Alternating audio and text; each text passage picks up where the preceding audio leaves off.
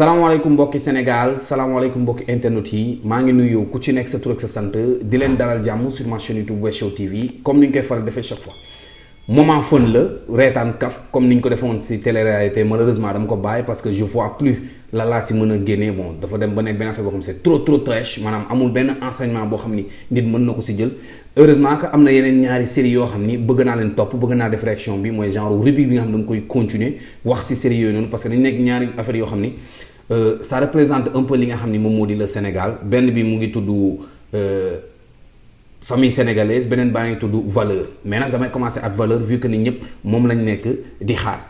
réaction vidéo la dañuy fën bu eggee 15000 likes ma am plus de 1500 commentaires mooy maanaam dixième bi ma dóor li nga xam moom moo di deuxième épisode bi seetaanaguma ko nag ñun ñoo koy seetaandoo ensemble let's go. voilà sponsor yi la comme daab sponsor yi ak ñoo bëgg série lu trash rek la ñu wër mais heureusement ñu xool ndax bii valeur am na ci wala amu ci. série bi jeex na wala premier épisode bi jeex na di daanaka dafa mel ni jeex na de wala jeexul waaw gars yi damaa gis kat booy une minute xaw ma ñaata pour def benn sigle rek mais nag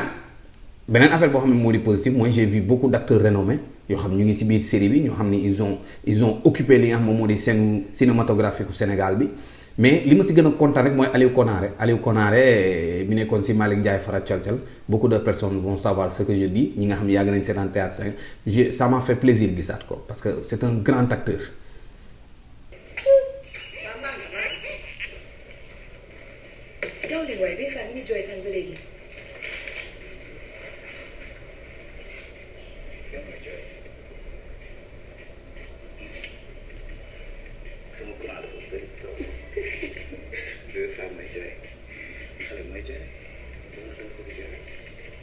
waaye des fois mooy jooy wala kenn sax wala yow yaa bëgg jooy mais nañ jot boog wala.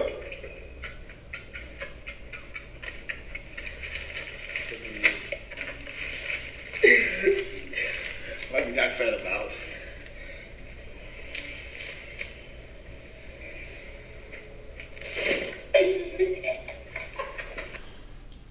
non man je m'attendais plus voir beneen Cherif Mal quoi en fait peut-être. au fur et à mesure dinañ gis beneen Cherif Mal mais habitude du Sénégal mooy li nga xam ne moom moo di acteurs yi dafa mel ni dañ leen di canaliser ci benn yoon tey jii nii boo joué benn rôle boo xam ne ça a marché ça a beaucoup plu gis nañ beneen facette dafa mel ni gars yi ñoom bu ñu lay jël dañ lay jël autant non xaw ma ndax réalisateurs yi la wala acteurs yi ci boppam ñoo bëgg a yem toujours ci li nga xam moom moo di style boobu mais ils vont toujours faire la même chose kaawu Ndeye Kumba mi nga xam ne mu ngi ci Soleil Levant film boo ko dugal mère bu soxor bi lay doon ça neex passé de nit koo xam ni moom dafa doon reetaanloo ba nit koo xam ne léegi kër yi caractère soxor genre yooyu noonu lay indil contre je sais pas daal fii tamit aussi tamit Cherif Mal ñu ngi koy gis ci Idole mu nekkoon benn nit boo xam ni yii la doon def mooy maanaam koo xam ni la doon kamfoori comme ni mu ko doon waxee mu nekkoon benn ay scènes yoo xam ne dañ ko bëggoon fii nag duudu la fi tudd mais dafa mel ni Cherif Mal laa nekk di gis ko en fait problème la pour sénégalais yi acteurs yi ñoo mënul changer ñoo nekkul ay polyvalent wala ñiy réaliser ñoom ñooy def benn série à travers ak rôle benn rôle ñu ne acteur bi laa si bëgg pour mu jouer ma même rôle bi en fait.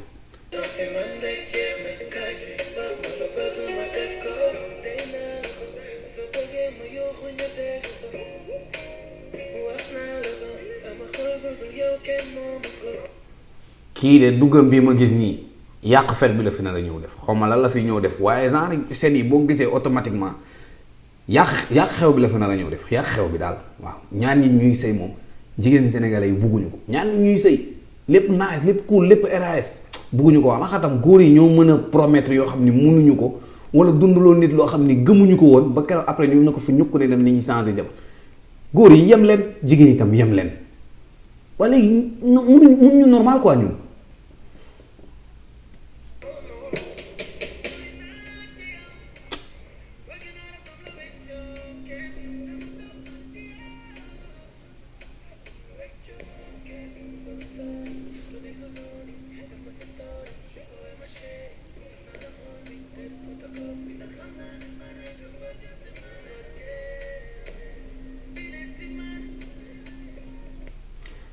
li sax góor mënul fen quoi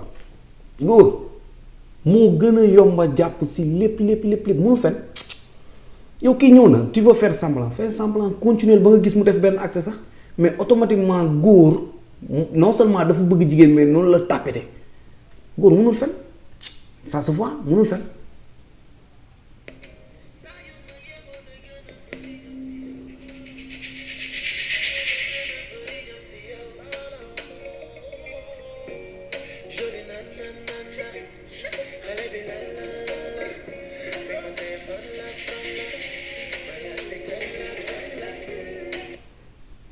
xoolal ma lii rek yaa ngi saale de mii na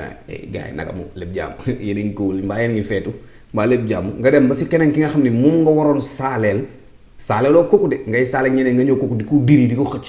ku gumba woon foofu soo sax day gis ni carrément yaa ngi diri benn nit wala mu sentir ko c'est flagrant lii c'est flagrant ce jour mariage nag seen invitation yoo xool leen ko góor yi bàyyi leen def yu bon.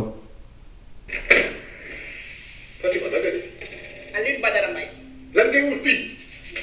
Aliou Badara Mbaye newoon naa doo tax benn jigéen ci kaw suuf du man maa koy dangaa takk jabar ni yow newoon naa doo mës a takk beneen jigéen ku dul man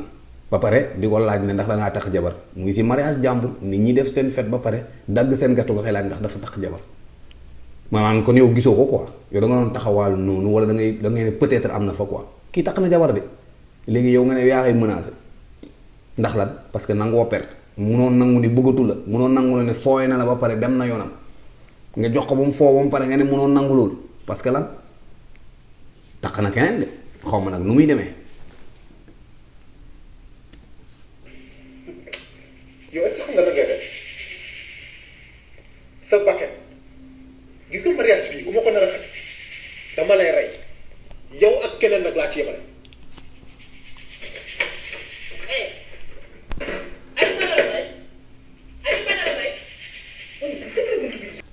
Ablaye Ndiaye Diop Moussa Fall Gueye Daouda Diop Sall Aliou rek doy na wala Badara Mbaye wala Mbaye mel ni boo woowee turam bi yëpp dalay faale woo ko tur bu normal rek Sénégal tàmm nañu ne dañuy jël tur bi woo la mel ni ku lay menacé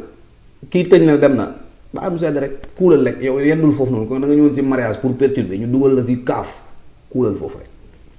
mooy lay war.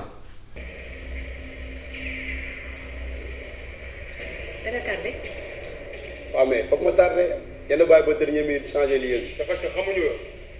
ñu ngi soog a joobal yow wóoluñu la ok. xamoo lan d'accord mais mën naa gis marchandise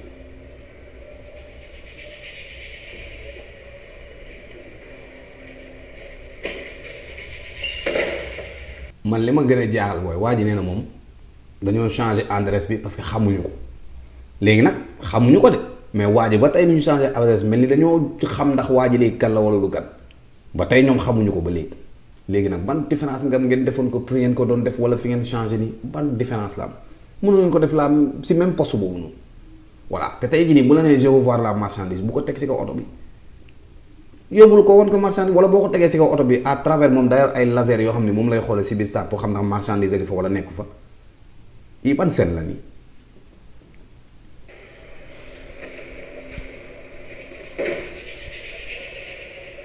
munu woon def loolu rek yëkkati ko dem ba si waajee tegal ko marchandise yi ubbil ko bëggoon mu koy teg si kaw oto ba naan da koy présenté mbete koy publicité.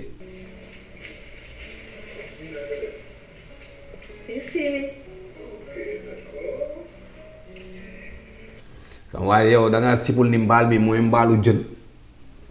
mooy maanaam mbaal bi ñu lay mbaal yow sipoo sax comprendre sax instant nii yaa ngi patone mais comprendre sax luy dindi. ay mbaal lañ lay won at ay xiir ngay ay fer mel ni xiir sipoo rek bis boo sipoo di nga xam ni jën rek nga point barre ay mbaal moytu leen mbaal. nga ma sama bopp yokk nga ma ay valeur te loolu rek laa doon wut. je t'aime tellement tu sais.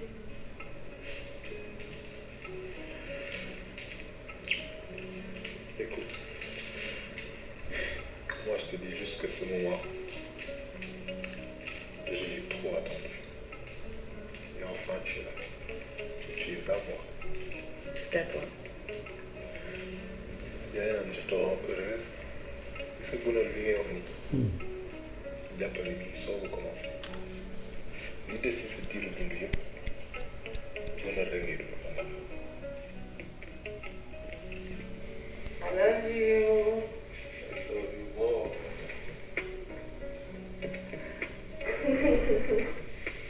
jàppal benn affaire tey loo gis rek man la.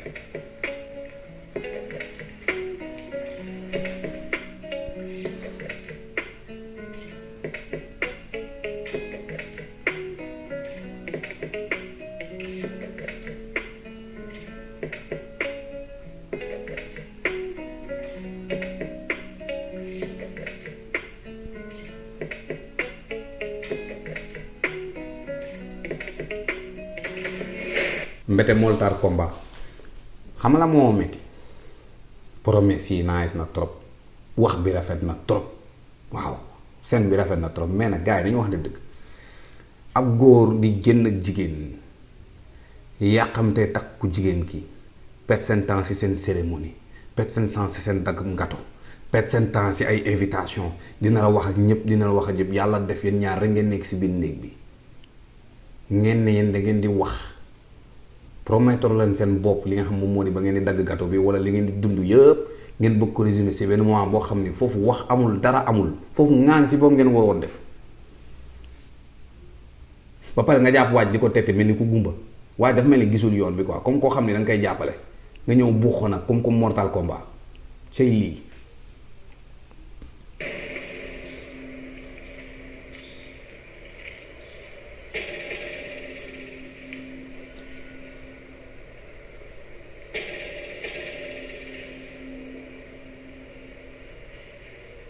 fils bu baax bi la man ñii laa doon wër.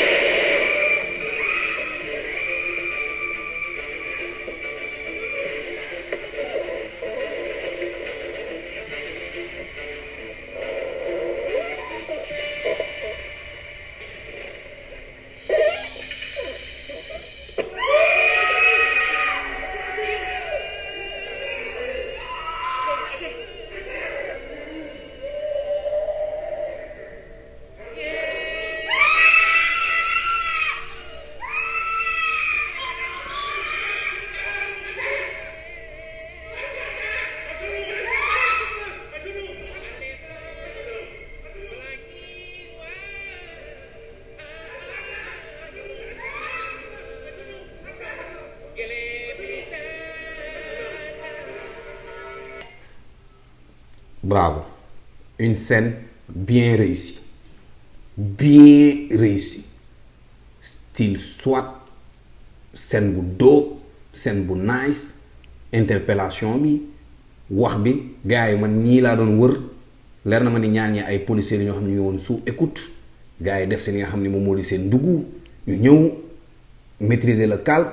xam nga gars bi bëgg a tiire ñu jam ko. bi ñu leen di génnee ñu génne leen comme ni ñuy génnee mafiosi yi mooy ñiy def mafia yi pour nëbb seen kanam pour respecter li nga xam ne moom moo di seen visage parfait vraiment positif scène bi yëpp du début à la fin bien joué. Courage, c'est de comprendre sa propre vie. Le courage, c'est d'aimer la vie et de regarder la mort d'un regard tranquille. Le courage, c'est d'aller à l'idéal et de comprendre le réel. J'ai appris depuis longtemps que pour soigner mes blessures, je devais avoir le courage de les regarder en face. Rien n'est accompli. La vie continue. Blessure sur blessure, il est temps d'agir pour moi.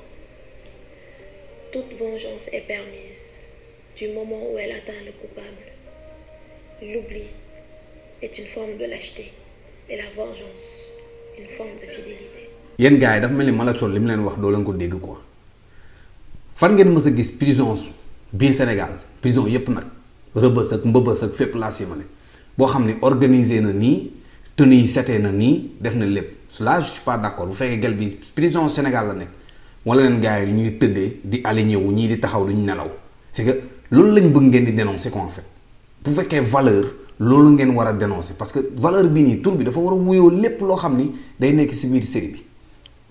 yee gars yi fii lañ koy yemale parce que mënuma dugal vidéo bi yëpp vidéo bi day toucher à sa fin bu ñu yeggee 15 000 likes comme je vous ai dit 1500 commentaires incha allah rabi dinañ dugal deuxième épisode bi le reste nag ku ko bëgg a seetaan demal si li nga xam ne moom moo di série bi pour nga seetaan ko j'ai pas le droit de tout montrer parce que su boobaa ñoom mooy loolu et j'espère que aussi tamit du ñu dagg li nga xam ni moom moo di sama vidéo bi nga xam ne def naa ko si ñoom pour donner de la force li nga xam moom moo di série bi buñ ko monétiser wul wala buñ ko bloqué vraiment je peux pas continuer damay dem essayer tenter ak li nga xam moom moo di série Pikini Production bi nga xam ne moom moo di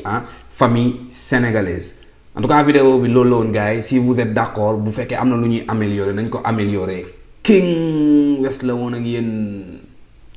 wasalaam. ay c'est Cagoule boy bu jeexee rek jeex na mais commencé guñ nag ñi fo suñ temps ñu def lu ñu neex wàcca